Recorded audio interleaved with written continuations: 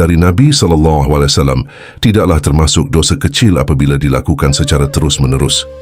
Karena dengan dilakukan secara terus-menerus, maka akan menjadi besarlah ia, dan tidaklah termasuk dosa besar apabila disertai dengan taubat dan istighfar, yaitu taubat dengan syarat-syaratnya, karena sesungguhnya taubat dapat menghapus bekas-bekas dosa yang dilakukan, meskipun yang dilakukan tersebut dosa besar. Hadits ini diriwayatkan oleh Ad-Dailami dari Ibni Abbas radhiyallahu anhu. Mengapa dosa kecil menjadi besar? Berdasarkan penjelasan para ulama, ada beberapa faktor yang membuat dosa kecil naik status menjadi dosa besar. Dilakukan terus-menerus, menjadi kebiasaan yang merusak hati, meremehkan dosa, menganggap enteng suatu kesalahan, justru memperbesar nilainya di sisi Allah, bangga atau terang-terangan, memamerkan maksiat kepada orang lain, dilakukan oleh tokoh panutan.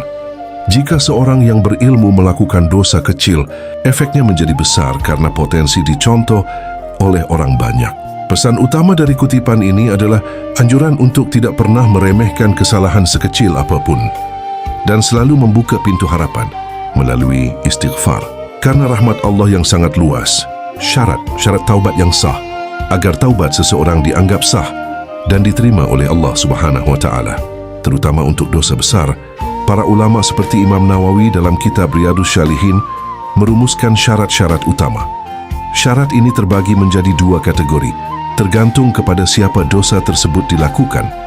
1. Jika dosa berkaitan dengan hak Allah, misalnya meninggalkan salat, minum khamr atau zina, ada 3 syarat yang harus dipenuhi. Berhenti seketika, al-iqla, langsung menghentikan perbuatan maksiat tersebut tanpa menunda-nunda. Menyesal, an-nadam, merasakan penyesalan yang mendalam di dalam hati karena telah melanggar larangan Allah. Nabi SAW bersabda, penyesalan adalah taubat. Bertekad tidak mengulangi, al-azm, memiliki niat dan tekad yang kuat dalam hati untuk tidak akan pernah kembali melakukan dosa tersebut selamanya.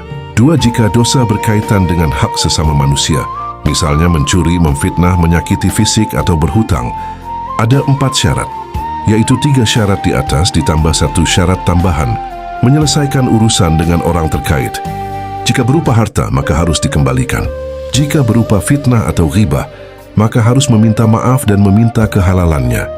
Kecuali jika meminta maaf justru menimbulkan kerusakan yang lebih besar, maka para ulama menyarankan untuk mendoakannya dan memujinya di tempat kita pernah menjelekkannya. Catatan tambahan agar taubat sempurna, selain syarat di atas, ada 2 faktor waktu yang menentukan sahnya taubat. Dilakukan sebelum sakaratul maut. Taubat tidak diterima jika nyawa sudah di kerongkongan, al-gargarah. Dilakukan sebelum matahari terbit dari barat, yakni sebelum datangnya hari kiamat. Para ulama juga sangat menganjurkan untuk melakukan salat sunnah taubat 2 rakaat sebagai bentuk kesungguhan dalam memohon ampunan.